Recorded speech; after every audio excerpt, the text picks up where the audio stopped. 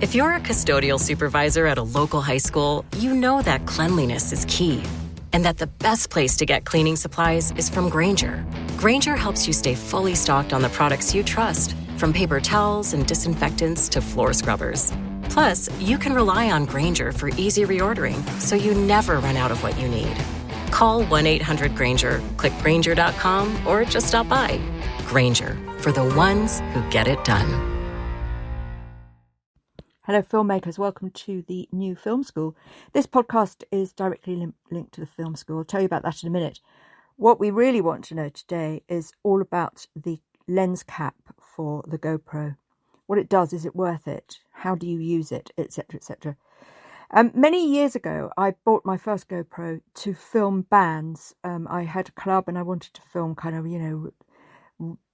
bootleg rock videos. That was what I had in mind. And getting in amongst the band while they were performing, looking at the audience, looking up from the ground, the crutch shots, the thrusting guitars, look at the arm of the guitar, look at the fingers from the shoulder, all these really interesting angles. And I remember being told at that point, or reading, that it was really important to keep these lens caps on to protect the lens, because the lens is the expensive thing in a GoPro. And when you're doing 360, you don't always know what's happening behind you, especially if you're wearing it on your head. Or even if you've got it on a bit of a stick, you could bash into something.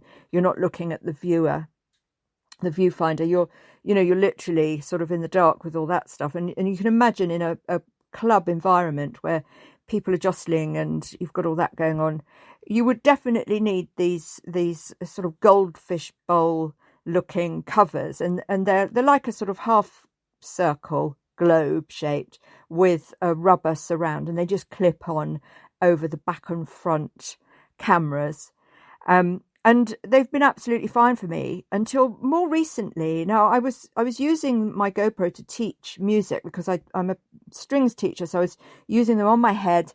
They were really good for piano, really good for cello, less good for viola because the sound was, you're picking up too much sound from the actual string and not the resonance, the string and the bow. So it wasn't working so well for that.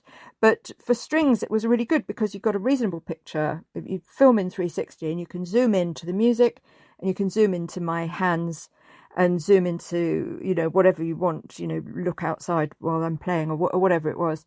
And it worked perfectly fine. I didn't really have any issues with clarity, although I did notice that, it wasn't particularly good at fine detail, especially in bad light. So, it got a pretty shoddy, grainy image.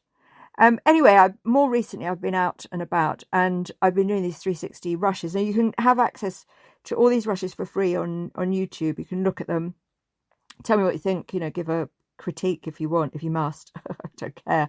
I mean, I literally just go out, I put it all on auto and I film, and that's what I'm doing at the moment because I'm much more of a post-edit person, and I'm exploring dance and overlays and kind of artistic composites rather than getting the artistic shot necessarily in the 360 environment.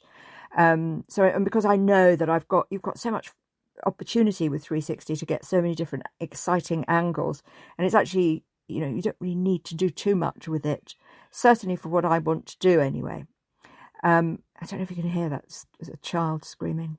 Apologies. And a cat jumping on me.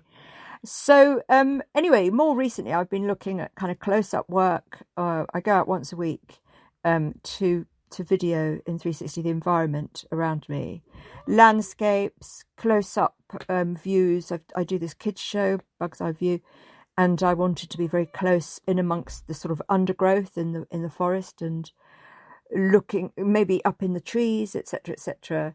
So I did notice that the clarity was really compromised when I zoomed in. I had got some reasonable footage for sort of medium distance stuff, so I couldn't get a clear picture of the Isle of Wight, for example, when I'm standing on the on the Solent on the land side and the mainland side, whereas my brother, who's a photographer, was getting great shots of the Isle of Wight. Do you see what I mean? So I kind of assumed that perhaps GoPro wasn't so good at long distance and it wasn't so good at close-ups. So imagine my surprise when the last 2 times I've been out, the first time I went out, I took off the lens caps. So these are these protective lenses that are, really there to protect. And the advice is, if you want to do something that's quite safe, take them off. But I mean, if you're going to do, skateboarding or BMX, stunts and what have you, I really do think you should keep them on because they're there for a reason, to protect. Anyway, I'd filmed a car rally, a vintage car rally, and they're all on YouTube as well. And I'd removed the caps, right? And then last week I went out and I was filming just, around near where I live, a marina. It's actually a derelict building I wanted to look at. And it was quite exciting. But when I got home, I thought, oh, it's not so good. It's kind of a bit bleached out and a little, the clarity's not particularly good. It's, and I couldn't figure out what was wrong with it. And it was only when I put them on YouTube and I looked at all the thumbnails, I thought, oh my God, I forgot to take the caps off. Of course I did. And of course the difference now is so incredibly obvious that I feel completely, dumbfounded by this, this realism that, the reality of my error, I should say. It's just an incredible difference. And it's only by doing these 2 sort of side-by-side shoots in very similar weather conditions, both on auto, that I realised that the difference is just down to that lens. So you can really tell. Now, the other thing about the lenses is that my lenses are, the lens covers, is that there's a scratch on one of them, which gives this really annoying patch of sort of opaqueness in the middle of the front view shot. So I knew when I was looking at them, I thought, oh, bloody hell, I've forgotten to take the cap off. I knew immediately once I got home. And I thought, what's that? I thought it was on my computer screen, but no, it's on every single forward-facing shot. I tried to take some footage of a very close-up cobweb, and I just didn't get any of it. So you can actually see, in some instances, the reflection of the lens, the actual lens, on the cover, almost like a sort of double exposure, not quite that obvious, but you can see these kind of shadows and this kind of, these little light problems reflecting, So what do we do as, if we're looking for action shot with a 360 GoPro, I guess you have to assess the danger, really. Now, I just saw on Temu, I've just bought this camera on Temu because it's good for snorkeling. So we're going to go snorkeling. So that'll be here. All my snorkeling videos will be here. I've got to get a wetsuit and everything. I'm probably too late to do it this year, but I will definitely start next late spring. It's not quite summer. I'll probably tolerate late spring. But I wanted a waterproof camera, and I wanted something that I could stick on a rod that would go really, really high up into trees. And I bought this camera on Temu. And so the camera comes, it's sort of a longish shape. I don't imagine the battery length is particularly long, but that doesn't matter for what I want to do, because I make art essentially, and for me it's all about creative filmmaking. So it's much less about making the blockbuster. I'm quite drawn to the creative short. I quite like that as a medium. I'm looking to explore that as a professional artist, and to sell, that the kind of moving image painting, as it were, that people can watch over and over and over again if they bought one, and they can display it on a digital screen in their home, etc., or at events and what have you. But these just very short pieces. So I don't need cameras that have really long battery. And even actually the GoPro only if you've got it on solidly, I think about an hour and a half, I might be right. I don't have it on solidly. I'm stopping and starting a lot.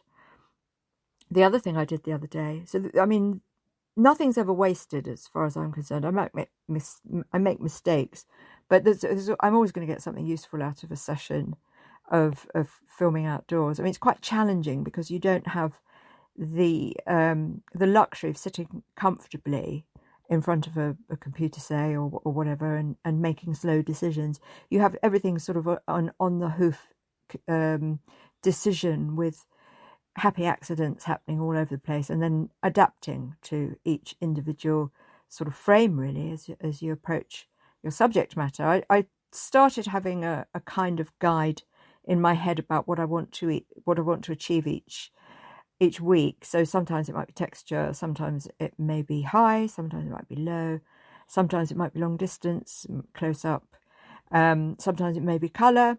The seasons are quite important as well, because the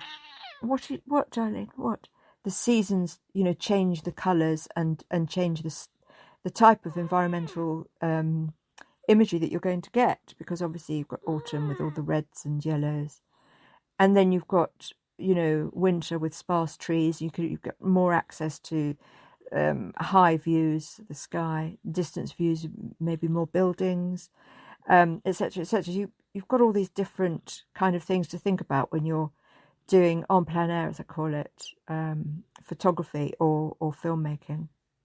So I'm this stuff with the lens cap on, I will say that it looks a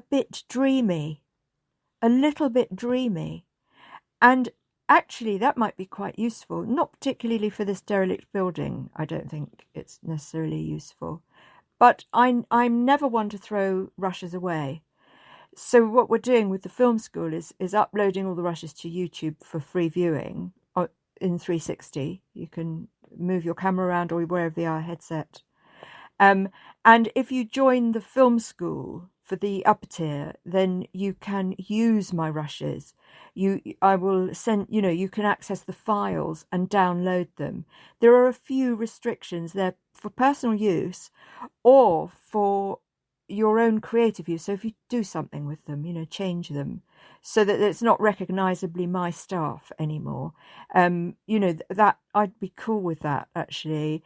But there are a few regulations, but pretty much they're for other creative filmmakers to sort of springboard your own creative journey, really, and make your own stuff. So I think that's really exciting.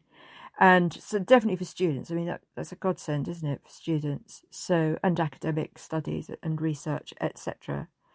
There's because I go out every week, these archives will just grow and grow and grow, and making a 360 history of any area is an exciting thing to be part of, an exciting thing to do, and making that 360 view accessible to anybody around the world who has access to YouTube, I think is also really, really exciting, because you can, the viewer now becomes the director and directs the shot and goes wherever the director wants to go. It's out of my hands. All I did was hold a camera. Yeah. So yes, anyway, I've bought this almost disposable camera from Temu. It's about 20 quid. And it comes with a casing, a waterproof casing, so you can snorkel with it. I've really bought it because I want to go out in all weathers. And because I want to stick it places, it might be that, you don't know where, if you're sticking a rod, because I've bought a 3-meter rod, and apparently it's very wobbly on 3 meters, but it's quite sturdy on 2. That's 6 feet. So a camera, and it's a rotating camera, so it's not 360 exactly, but it rotates. So it'll be 2-dimensional in the edit. But I kind of like the idea. It just appealed to me, really, that it can rotate. So it won't be fully immersive and interactive in the VR sense of the word, but it'll certainly be very interesting from a viewing point of view. To wow, look at that. Even if you use that in a creative way to sort of make circles and things, any time of day or night, I'll get a light for it. And I just think this is, artists love to use any sort of camera equipment, and bad quality isn't always a problem for us. And I always remember there was a Fisher Price camera that lots of artists were using, and it was highly sought after. They only had it out for about a year. It was a kid's toy. If I could get my hands on one of those. Anyway, don't forget to sign up. So pop along to telltellerclub.com and you'll see the film school there, guys. So check you later.